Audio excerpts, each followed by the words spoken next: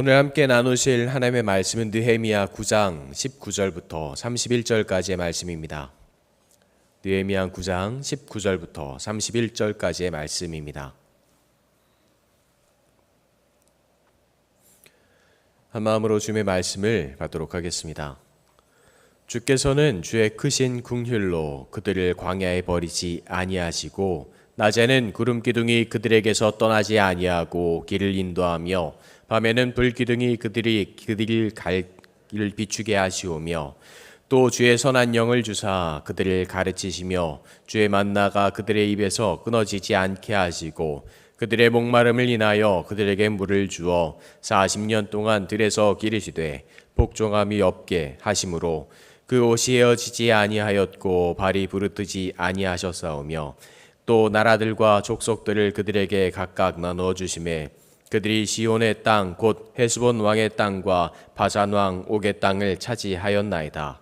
주께서 그들의 자손을 하늘의 별같이 많게 하시고 전에 그들의 열조에게 들어가서 차지하라고 말씀하신 땅으로 인도하여 이르게 하셨으므로 그 자손이 들어가서 땅을 차지하되 주께서 그 땅 가나안 주민들이 그들 앞에 복종하실 때에 가나안 사람들과 그들의 왕과 본토 여러 족속들을 그들의 손에 넘겨 임의로 행하게 하시매 그들이 견고한 성읍들과 기름진 땅을 점령하고 모든 아름다운 물건이 가득한 집과 판 우물과 포도원과 감람원과 호다한 과목을 차지하여 배불리 먹여 살찌고 주의 큰 복을 즐겼사오나 그들은 순종하지 아니하고 주를 거역하며 주의 율법을 등지고 주께로 돌아오기를 권면하는 선지자들을 죽여 주를 심히 모독하였나이다. 그러므로 주께서 그들을 대적의 손에 넘기사 그들이 곤고를 당하게 하시매 그들이 환난을 당하여 주께 부르짖을 때에 주께서 하늘에서 들으시고 주의 크신 긍휼로 그들에게 구원자들을 주어 그들을 대적의 손에서 구원하셨거늘 그들이 평강을 얻은 후에 다시 주 앞에서 악을 행함으로 주께서 그들을 원수들의 손에 버려두사 원수들에게 지배를 당하게 하시다가 그들이 돌이켜 주께 부르짖음에 주께서 하늘에서 들으시고 여러 번 주의 긍휼로 건져내시고 다시 주의 율법을 복종하게 하시려고 그들에게 경계하셨으나 그들이 교만하여 사람이 준행하면 그 가운데에서 삶을 얻는 주의 계명을 듣지 아니하며 주의 규례를 범하여 고집하는 어깨를 내밀며 목을 굳게 하여 듣지 아니하였나이다. 그러나 주께서 그들을 여러 해 동안 참으시고 또 주의 선지자들을 통하여 주의 영으로 그들을 경계하시되 그들이 듣지 아니하므로 열방 사람들의 손에 넘기시고도 주의 긍휼로 그들을 아주 멀리하지 아니하시며 버리지도 아니하셨사오니 주는 은혜로우시고 불쌍히 여기시는 하나님이시니이다. 아멘. 하나님의 사랑으로 이 더운 여름 더 뜨겁고 간절하게 지내온 것 같습니다. 언제쯤 시원해질까 했는데 날씨가 조금씩 누그러지고요. 갑자기 찬바람이 불기 시작하고 비가 쏟아지기 시작했습니다. 요 근래 여름까지 감기가 걸리지 않아서 바보처럼 지내는 건가? 바보는 감기에 걸리지 않는다고 해서 바보처럼 지내는 건가 했는데 갑자기 어제부터 콧물이 나오기 시작하더라고요. 그래서 바보는 아닌갑다 하면서 오늘 하루를 또 보내고 있습니다. 어제 퇴근을 해서 교회에서 일을 마무리하고 집에 가서 아이를 이렇게 잠깐 봤는데 이제 11살, 12살이 되었죠. 우리나라 나이로 12살이 되어서 저를 소파에 누워서 저를 가만히 쳐다보고 있더라고요. 아빠가 오든 말든 이제는 상관 안 하는 그런 나이가 된 것 같습니다. 아빠가 되면서 하루하루 그리고 한 해가 다르다는 것을 그 아이를 보면서 체감을 하게 됩니다. 부모가 된다는 건 이런 것이구나. 이렇게 몸과 마음이 어려울 때도 있구나. 이런 생각을 종종 합니다. 그리고는 얼마 전에 명절이 지나갔기 때문에 바보 같은 휴사가 되기도 하죠. 아버지가 생각나고 어릴 적 기억들, 자라왔던 시간들을 잠깐 돌아보곤 합니다. 얼마 전에 명절이었기 때문에 후회가 되고 감사한 마음들만 더 많이 남은 것 같습니다. 오늘 본문을 읽어가다 보면 느헤미야가 이스라엘 민족이 하나님을 어떤 마음으로 돌아보고 있는지 다시 한번 생각을 하게 됩니다. 그리고 다시 일어서고자 하는 이스라엘 민족이 하나님의 사랑이, 그 하나님의 은혜가 얼마나 크고 아름다웠는지 돌아보는 것 같습니다. 하나님께서 나를 이렇게 사랑하셨구나. 하나님께서 나를 이렇게 돌보셨구나. 이런 마음과 고백들이 오늘 곧 본문 곳곳에 등장합니다.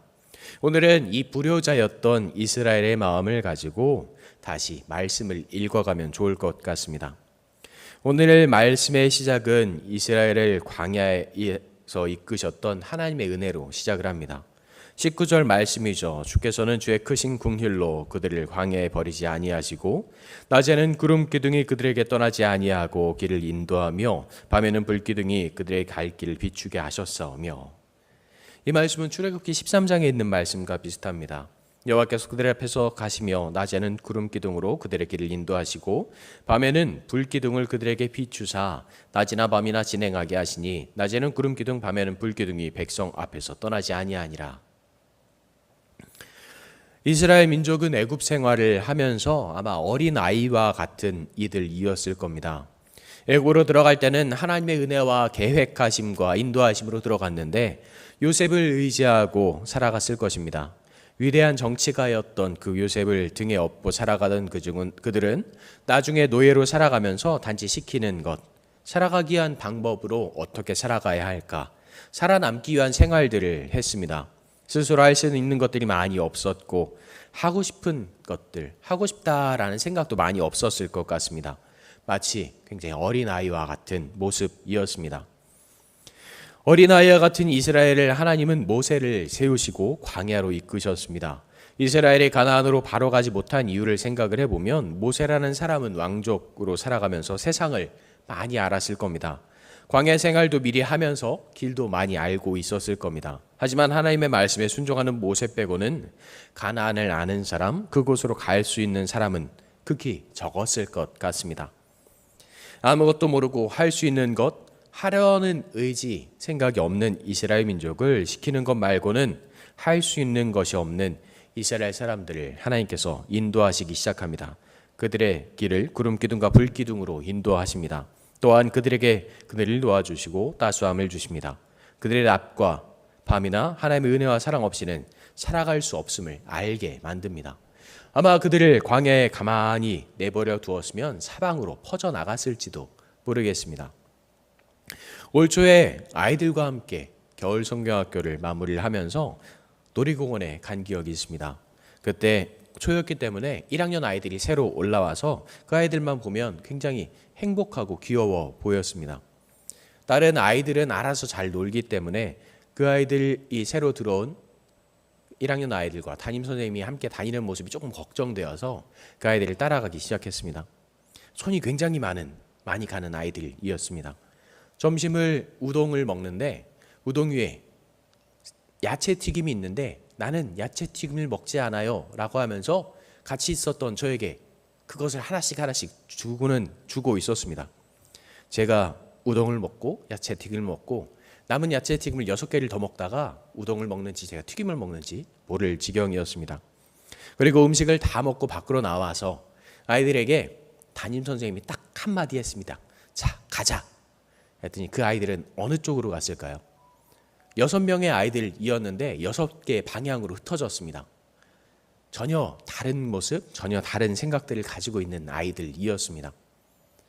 아마 그 아이들을 보면서 얼마나 걱정을 했는지 모릅니다. 하나님께서 이스라엘 민족을 바라보시면서 광야에서 내놓았던 그 이스라엘 민족을 바라보시면서 그런 생각을 하셨을 겁니다. 자, 가자 라고 했을 때 어느 방향으로 흩어지기 시작을 했을까? 이스라엘 민족들을 바라보면서 그렇기 때문에 큰 구름 기둥과 불 기둥을 세우셔서 그들이 가야 할 방향을 알려주셨을 것 같습니다. 이스라엘이 목이 마르고 배가 고플 것을 걱정하신 하나님은 만나와 메추라기를 주십니다.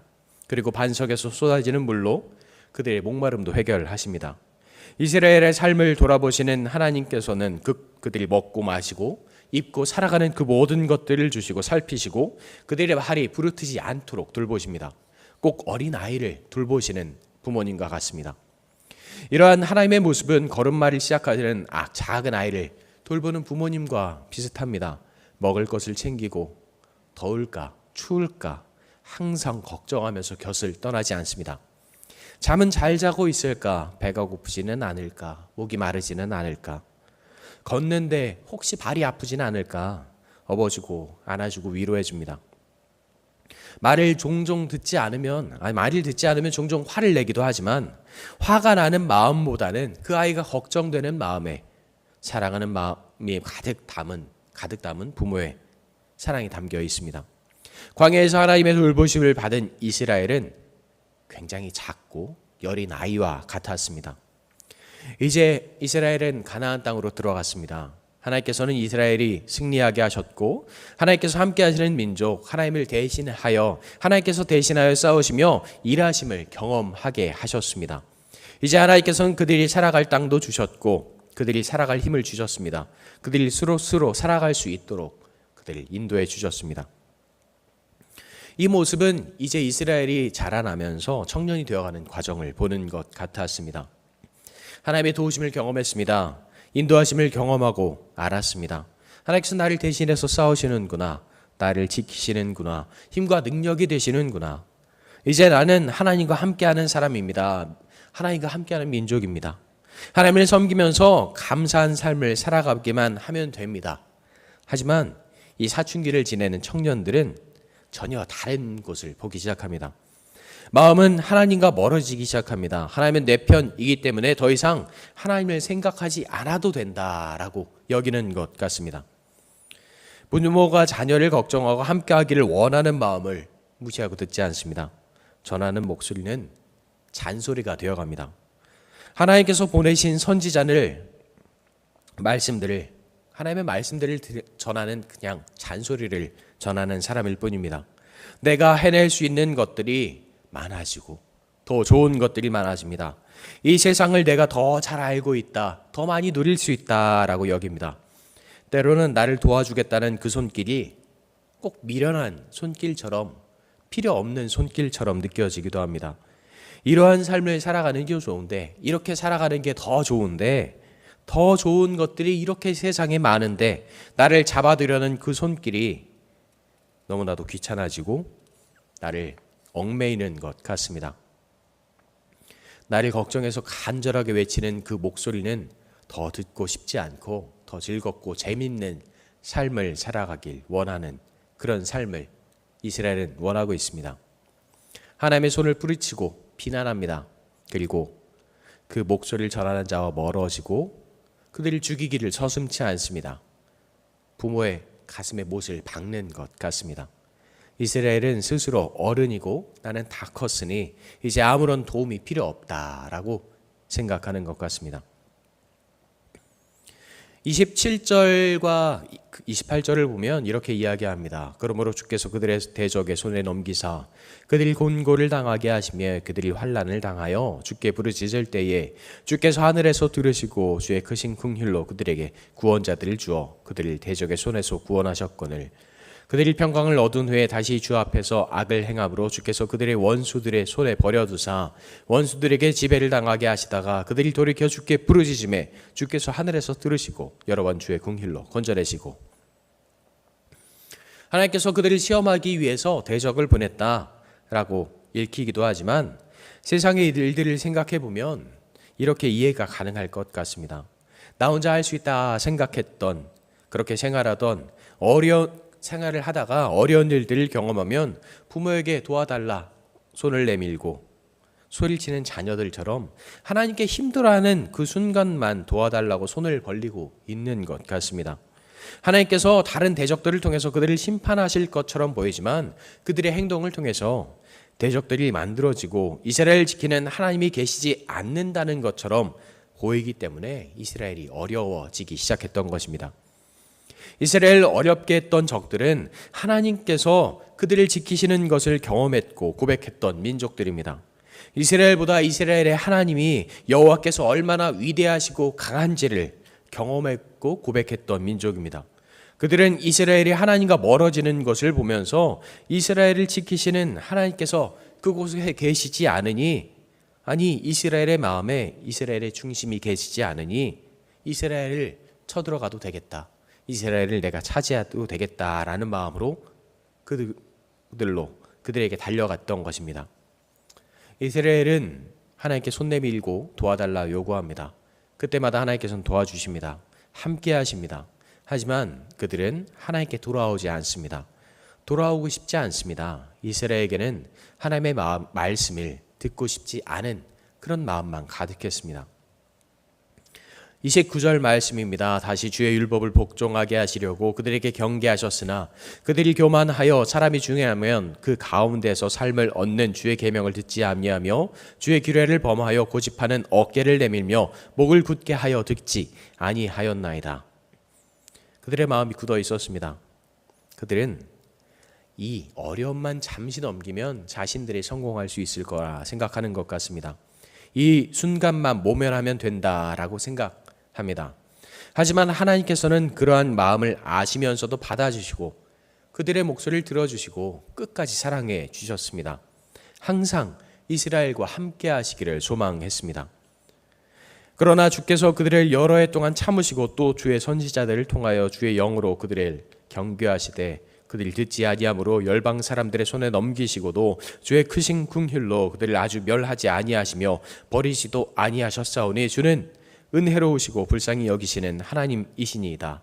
하나님의 이러한 마음을 이스라엘은 이용했고 하나님은 항상 그들의 마음을 받아주셨습니다. 예전에 잠깐 뉴스를 보다가 이런 기사를 본 적이 있습니다. 미국에서 법정에서 다툼이 일어났다는 것입니다. 부모의 간섭이 너무나도 싫었던 딸이 집을 나왔습니다. 그리고 공부를 해서 대학을 가게 됐습니다. 미국에서 대학의 학비는 무서울 정도로 비싸다라고 유명합니다. 그런데 이런 대학의 학비를 감당하기 너무 힘들었던 그 딸이 그래서 부모에게 학비를 대신 내달라라고 요청을 합니다. 어떻게 요구를 했을까? 집에 찾아가서 내가 이렇게 어렵습니다. 내가 이렇게 잘못했습니다. 라고 이야기하는 게 아니라 법정으로 찾아갑니다. 법적으로 당신들이 나를 낳았으니 내가 이렇게 공부할 수 있도록 당신들을 나를 도와야 합니다. 이렇게 의무를 가지고 있으니 나의 학비를 내주십시오라고 법정에 청구를 했답니다. 그들에게 당신들은 나에게 돈을 주어야 한다라고 요구를 한 겁니다. 부모는 단호하게 거절했습니다. 그래서 법정 다툼이 시작됐고 결론이 나왔습니다. 부모의 품에서 벗어나기를 나왔다면 그러한 부모는 그런 요구를 들어줄 필요가 없다라는 것입니다. 부모이지만 부모를 버리고 떠난 자녀를 위해서까지 최선을 다해서 도와야 하는 의무는 없다라는 결론이 나왔다라는 이야기입니다. 냉정해 보이는 판결입니다. 하지만 당연한 결과인 것처럼 보입니다. 내가 싫어서 떠나고 나를 버렸는데 나의 필요를 위해서 당신을 희생하십시오라는 요구를 인정받기 어렵습니다. 부모로서는 간절히 도와주고 싶다라는 마음이 있었을지 모릅니다. 잠시만 나에게 손을 내밀어 준다면, 나에게 찾아와 나와 함께 해준다면 도와주고 싶을지도 모릅니다. 하지만 마음과 현실은 다릅니다. 세상은 우리의 마음과 다르기 때문입니다. 오늘 말씀에서 느헤미야가 고백하는 것은 하나님의 그 간절하신 사랑의 고백입니다. 끝없는 사랑을 전하고 있습니다. 이스라엘 민족에게 하나님께서 얼마나 너희를 사랑하셨는지 이제 성을 만들고 집을 지어가면서 자녀를 지키고 살아가야 하는 이스라엘 민족에게 조금씩 자라나는 그 이스라엘 민족에게 부모가 되어가는 자녀에게 너의 하나님께서 너를 이렇게 사랑하셨단다 전하고 있는 것입니다. 하나님은 너를 이렇게 사랑하셨단다. 내가 하나님을 잊고 살아갈 때도 너를 바라보시고 너를 기다리고 계셨단다. 꼭 명절에 자녀를 기다리는 부모의 모습과 같습니다. 이 고백의 말씀은 예수님께서 해주신 그 탕자의 비유에서도 아들을 기다리는 그 아버지의 모습을 떠오르게 합니다. 누가복음 15장 20절에 이에 일어나서 아버지께로 돌아가리라. 아직도 거리가 먼데 아버지가 그를 보고 측은히 여겨 달려가 목을 안고 입을 맞추니. 아들이 아버지에게 달려가지 않습니다. 저 멀리서 아들을 알아보고 아버지가 아들에게 달려갑니다. 그를 안고 입을 맞춥니다. 아들의 삶은 돼지보다 못한 삶을 살았습니다. 더럽고 냄새가 나는 삶입니다. 모습은 알아보지도 못할 것입니다. 아무도 가까이 하지 않습니다. 하지만 아버지는 그런 아들을 누구보다 먼저 알아보고 달려갑니다. 그리고 고백합니다. 내 아들은 죽었다 다시 살아났으며 내가 잃었다가 다시 얻었노라 하니 그들이 즐거워하더라. 오늘 말씀에서 이스라엘은 탕자처럼 죽었다 살아났습니다. 이제 하나님의 품으로 돌아왔습니다. 하나님의 사랑을 경험했고 하나님을 찬양하기를 간절히 소망하고 있습니다. 하나님께 예배하는 것이 얼마나 행복하고 감사한 일인지 다시 한번 알게 됐습니다. 다시 이전의 삶으로 돌아가서는 안 된다라고 오늘 말씀을 통해서 배우고 있습니다. 이전에 우리가 얼마나 하나님의 마음을 아프게 했는지, 내가 얼마나 아버지의 마음을 아프게 했는지, 다시는 그렇게 살아가지 말자. 하나님께서 우리를 이렇게 사랑하시지 않냐라고 전하고 배우고 되새기고 있습니다. 우리의 삶을 돌아보면 하나님의 사랑이 언제나 넘치고 있음을 알게 됩니다. 매 순간이 은혜였지만 그 순간은 고난과 어려움이었던 것처럼 느껴집니다. 세상에서 살아가면서 하나님과 멀어져도 하나님 없이는 잘 살 수 있다라고 생각했던 적이 많습니다. 이제 하나님의 도우심이 없어도 상관없다라고 여길 때가 많습니다. 하지만 어김없이 힘들고 어려운 순간이 다가오면, 내게 해결할 수 없는 일들이 나에게 다가오면 누구보다 간절하게 기도하고 외칩니다. 왜 나와 함께 하지 않으십니까? 원망합니다.